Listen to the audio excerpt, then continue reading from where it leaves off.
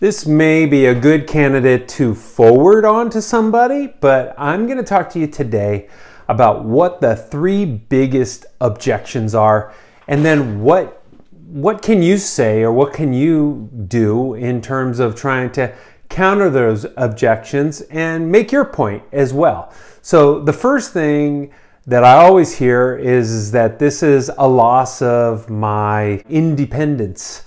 So a lot of people rank freedom, right, as their #1 thing. Now, caregiving in the home is really designed so people can keep their independence. I know that sounds counterintuitive to maybe some, but the fact is that the more you can have people taking on some of your more high-risk duties in the home, then the longer you're going to go without having an injury, and the longer that you're going to be able to stay in your home. I would say, a lot of people who are considering home care or caregiving, they've had time in a facility, maybe recovering from an injury, and what they determine is that they really don't like caregivers. They don't want a caregiver. They don't want to be on somebody else's routine. When you're inviting somebody into your house as a caregiver, it's your routine that they have to get used to. It's not the other way around. It's something to think about. You're inviting somebody into your house and they have to adjust to what it is that you want. Now, they may be helping you with things that maybe you're a little uncomfortable with, but that's a different topic. Actually, that's the next topic that I was going to talk about. So the second biggest objection is that there's a lot of privacy and dignity that you want to keep, and that you really don't want somebody else in with your private affairs. So meaning, and I've based a whole business off of seeing people naked, right? Not in a bad way, but in a sense that, is there a bad way? Must be late on a Friday.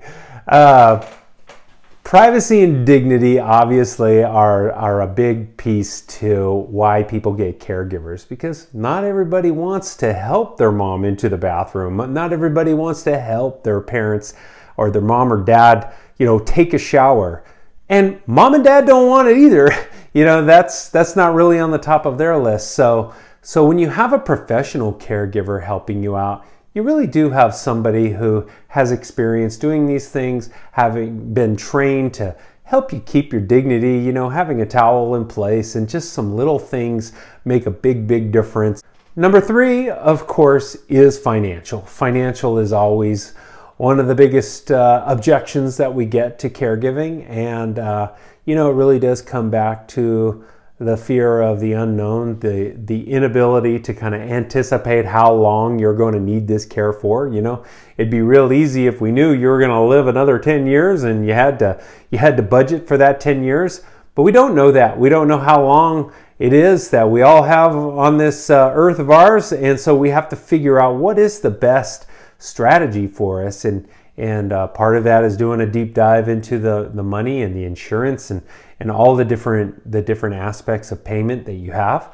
But most people, I would say, start off with a caregiver 3 days a week for about 4 hours a day. We don't set any minimums on caregiving, but 4 hours is kind of standard in the industry. So that is always kind of a very common place to start. Now, if you're talking about needing 24-hour care, now we're in a whole different zip code, right? So that is a very expensive thing, and you need to really examine how much that's going to cost from a caregiving service like my own, maybe some other, you get some bids from other companies, and also you can do the research, like what I would do for you is to find out about assisted living or care homes or memory care, depending on the situation that you're in, or even independent living. There's some independent living communities in San Luis Obispo County that I have researched, been to, and I know all the right questions, right? So I'm not trying to sell you here. Well, I'm a little bit, but so you can certainly ask for my services when it comes to those things. The best thing you can do is allow that person who's got the objection to voice their objection and to really try to understand where they're coming from. A lot of it is based in fear, right? I mean, privacy, lack of independence, lack of freedom, financial, those are all very fearful things to us. So overcoming those is a big part of it. But mostly it's about listening to really uncover and make sure that you are understanding what the costs are and what you can afford. And again, I can kind of help you with those pieces. I hope this helps. This seems to come up an awful lot, so if you have any questions, give me a call. I'm happy to come out and meet you, talk to you over the phone about this type of thing, and good luck.